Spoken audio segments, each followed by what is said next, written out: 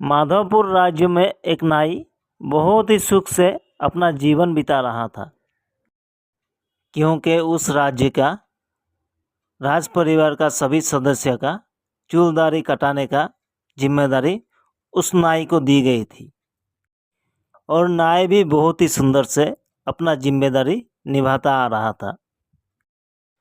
एक दिन की बात है। अरे सुनती हो, कहाँ हो? हाँ सुन रही हूँ, बोलिए। अरे समय बहुत हो गया है, इतना टाइम में तो मुझे राज दरबार पे होना चाहिए था।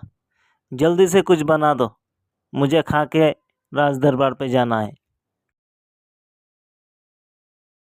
शाम से पहले पहले लौट आना पड़ेगा। बहुत बड़ा जंगल पार होके आना पड़ता है, जानती हो। शाम से पहले पहले अगर लौट नहीं पाया तो जंगली जानवर का शिकार बनना पड़ेगा, जानती हो। दुई, कैसी बात करती हो आप? हमेशा उल्टा सीधा बात करते रहती हो। जाओ जल्दी से मुंह हाथ धो के आओ, मैं खाना बनाती हूँ। ठीक है, तुम जल्दी से तैयार करो, मैं अब भी आया। फिर उसने जल्दी जल्दी खाना खा के राज दरबार के लिए निकल पड़ा। दिन भर राज दरबार पर रहकर वहाँ के सारे काम खत्म करने के बाद राजा से विदाई लेकर वो घर के लिए जल्दी जल्दी निकल पड़ा। इधर शाम भी हो चुका था और उधर नाई के घर जाने के रास्ते पर एक बहुत बड़ा जंगल भी पड़ता था। उस जंगल में हर किस्म का जानवर रहा करता था।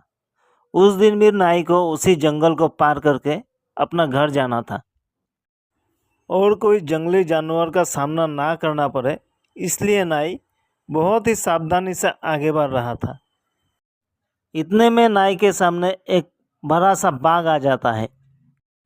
सामने इतने बड़े बाघ को देखकर नाई बहुत ही ज़्यादा डर जाता है। फिर भी वो हिम्मत नहीं हारता है, खुद को संभालता है और बाघ से बोलता है, ओ तुम यहाँ पे हो? अच्छा हुआ तुम यहाँ पे मिल गई, वरना मैं तो तुम्हें ढूंढ ढूंढ के बहुत परेशान हो रहा था। नाई का बात सुनकर बाघ बहुत ही अचंभा में पड़ जाता है। वो नाई से पूछता है, ओए नाई, तू मुझे क्यों ढूंढ रहा था? जल्दी बोल, कोई अपने मौत को भी ढूंढता है क्या? मत बोलो, राजा ने मुझे 2 बाघ पकड़ के ले जाने का आदेश दिया था।